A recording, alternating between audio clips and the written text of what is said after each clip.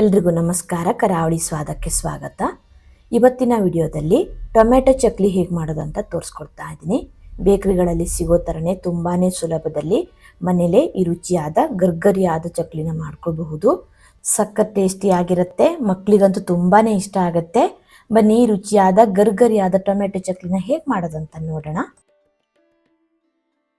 Tomato chakli ಮಾಡಲಿಕ್ಕೆ ಮೊದಲಿಗೆ ನಾನಿಲ್ಲಿ ದೊಡ್ಡ ಸೈಜ್ 4 ಟೊಮೆಟೊನ ತಗೊಂಡಿದ್ದೀನಿ. ಟೊಮೆಟೊ ಸಣ್ಣದಾಗಿದ್ದರೆ ಒಂದು 5ರಿಂದ 6 ಹಾಕೊಳ್ಳಿ. ನಂತರ ನೋಡಿ, ಈ ರೀತಿ ವಿಡಿಯೋದಲ್ಲಿ ತೋರಿಸಿದ ಹಾಗೆ ಟೊಮೆಟೊನ ಸ್ವಲ್ಪ ಕಟ್ ಮಾಡಿಕೊಂಡು ಇದನ್ನು ಇವಾಗ ಬೇಯಿಸ್ಕೊಳ್ಬೇಕು. ನಾನಿಲ್ಲಿ ಬೇಗ ಆಗಲಿ ಅಂತ ಕುಕ್ಕರ್ಗೆ ಹಾಕಿ ಬೇಯಿಸ್ಕೊಳ್ತಾ ಇದ್ದೀನಿ. ನೋಡಿ, ಈ ರೀತಿ ಟೊಮೆಟೊನ ಸ್ವಲ್ಪ ಕಟ್ ಮಾಡಿಕೊಂಡು ಕುಕ್ಕರ್ಗೆ ಸೇರಿಸ್ಕೊಳ್ತಾ ಇದ್ದೀನಿ. ಹಾಗೆ ನಾನಿಲ್ಲಿ ಖಾರಕ್ಕೆ 4 ಬ್ಯಾಡ್ಗೆ ಮೆಣಸಿನ್ಕಾಯಿನ ಹಾಕ್ಕೊಂಡಿದ್ದೀನಿ. ಇದು ಸ್ವಲ್ಪ ಖಾರ ಕಡಿಮೆ, ನೀವು ಖಾರ ಜಾಸ್ತಿ ಇಷ್ಟಪಡೋರಾದರೆ ಗುಂಟೂರು ಮೆಣಸಿನ್ಕಾಯಿನೂ ಕೂಡ ಹಾಕ್ಕೊಳ್ಬಹುದು. ಒಂದು ಅರ್ಧ ಗ್ಲಾಸ್ ಆಗುವಷ್ಟು ನೀರು ಹಾಕಿ ಕುಕ್ಕರ್ ಮುಚ್ಚಳನ ಮುಚ್ಚಿ ಒಂದು 2 ವಿಸಿಲ್ ಆಗೋ ತನಕ ಬೇಯಿಸ್ಕೊಳ್ತಾ ಇದ್ದೀನಿ. ಕುಕ್ಕರ್ ವಿಸಿಲ್ ಆಗಿ ಪ್ರೆಷರ್ ಎಲ್ಲ ಹೋದ್ಮೇಲೆ ಮುಚ್ಚಳನ ಓಪನ್ ಮಾಡಿ ತೋರಿಸ್ತಾ ಇದ್ದೀನಿ. ನೋಡಿ, ಟೊಮೆಟೊ ಚೆನ್ನಾಗಿ ಬೆಂದಿದೆ. ಇದನ್ನು ಇವಾಗ ಕುಕ್ಕರಿಂದ ತೆಗೆದು ಒಂದು ಪ್ಲೇಟಿಗೆ ಹಾಕೊಳ್ತಾ ಇದ್ದೀನಿ. ಟೊಮೆಟೊ ಬೇಯಿಸಿರೋ ನೀರನ್ನು ಬಿಸಾಡ್ಲಿಕ್ಕೆ ಹೋಗಬೇಡಿ. ಚಕ್ಲಿ ಹಿಟ್ಟು ಕಲಿಸುವಾಗ ಇದೇ ನೀರನ್ನು ಬಳಸ್ಕೊಳ್ಬಹುದು. ಬೇಗ ಆಗಲಿ ಅಂತ ಕುಕ್ಕರಲ್ಲಿ ಬೇಯಿಸ್ಕೊಂಡಿದ್ದೀನಿ. ಓಪನ್ ಪಾತ್ರೆಯಲ್ಲೂ ಕೂಡ ಬೇಯಿಸ್ಕೊಳ್ಬಹುದು.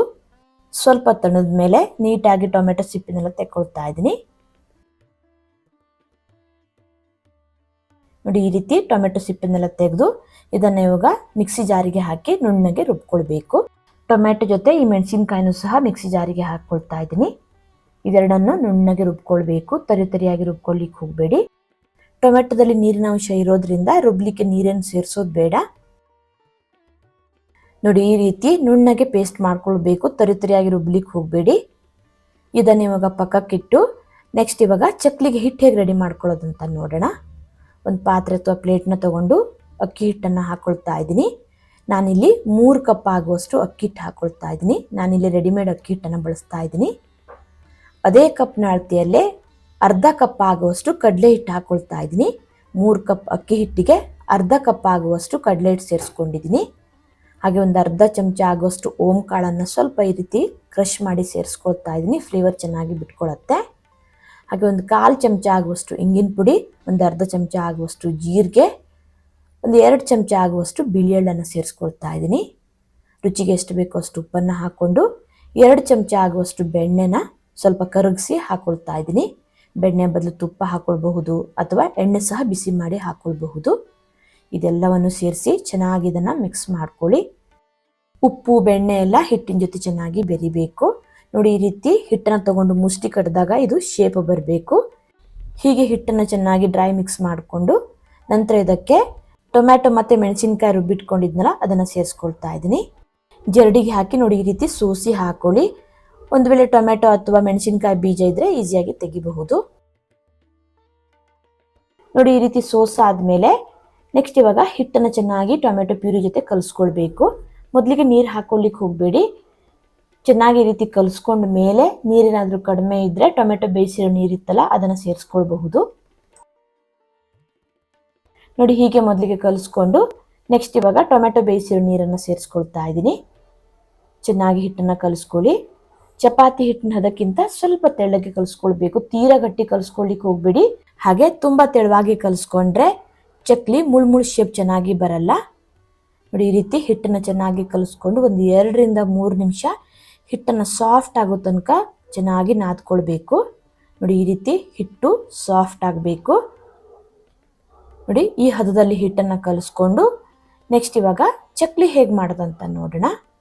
ಸ್ವಲ್ಪ ಹಿಟ್ಟನ್ನು ತಗೊಂಡು ನೋಡಿ, ಈ ರೀತಿ ಸಿಲಿಂಡರ್ ಶೇಪಲ್ಲಿ ಮಾಡ್ಕೊಳ್ಳಿ ಚಕ್ಲಿ ಅಚ್ಚಿಗೆ ಹಾಕ್ಕೊಳ್ಳಿಕ್ಕೆ. ನಂತರ ಚಕ್ಲಿ ಪ್ಲೇಟ್ನ ತಗೊಂಡು ಎಣ್ಣೆ ಹಚ್ಕೊಳ್ತಾ ಇದ್ದೀನಿ, ಹಿಟ್ಟು ಒಳಗಡೆ ಅಂಟ್ಕೋಬಾರ್ದು ಅಂತ. ಹಾಗೆ ಚಕ್ಲಿ ಅಚ್ಚಿಗೂ ಸಹ ಎಣ್ಣೆ ಹಚ್ಕೊಂಡು ಹಿಟ್ಟನ್ನು ತುಂಬಿಕೊಳ್ತಾ ಇದ್ದೀನಿ. ಚಕ್ಲಿ ಅಚ್ಚಿಗೆ ಹಿಡಿಯುವಷ್ಟು ಹಿಟ್ಟನ್ನು ಹಾಕ್ಕೊಂಡು ಚಕ್ಲಿ ಅಚ್ಚನ್ನು ಕ್ಲೋಸ್ ಮಾಡಿದರೆ ಆಯಿತು.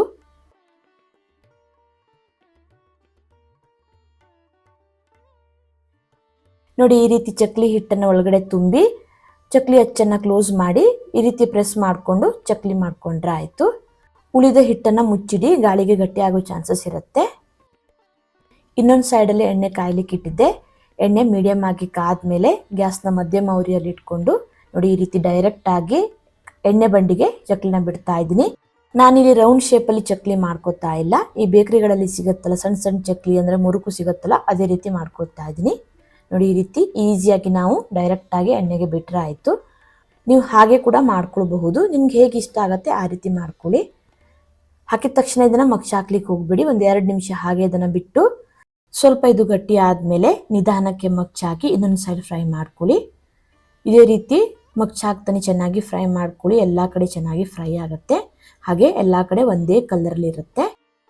ಗ್ಯಾಸ್ನ ಲೋ ಟು ಮೀಡಿಯಂ ಫ್ಲೇಮಲ್ಲಿ ಇಟ್ಕೊಂಡು ಒಂದು 4 ರಿಂದ 5 ನಿಮಿಷ ಬಬಲ್ಸ್ ಎಲ್ಲ ಸ್ವಲ್ಪ ಕಡಿಮೆ ಆಗಿ ಕ್ರಿಸ್ಪಿ ಆಗಿ ಹೊಂಬಣ್ಣ ಬರೋ ತನಕ ಚೆನ್ನಾಗಿ ಫ್ರೈ ಮಾಡಿಕೊಂಡ್ರೆ ಗರ್ಗರಿಯಾದ ಟೊಮೆಟೊ ಚಕ್ಲಿ ರೆಡಿ ಆಗುತ್ತೆ.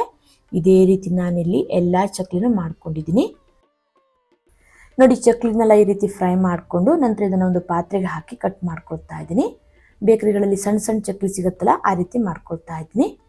ನೋಡಿ ಎಷ್ಟು ಕ್ರಿಸ್ಪಿಯಾಗಿ ಬಂದಿದೆ ಅಂತ, ತಿನ್ನಲಿಕ್ಕೂ ಅಷ್ಟೇ ತುಂಬಾ ಚೆನ್ನಾಗಿರುತ್ತೆ.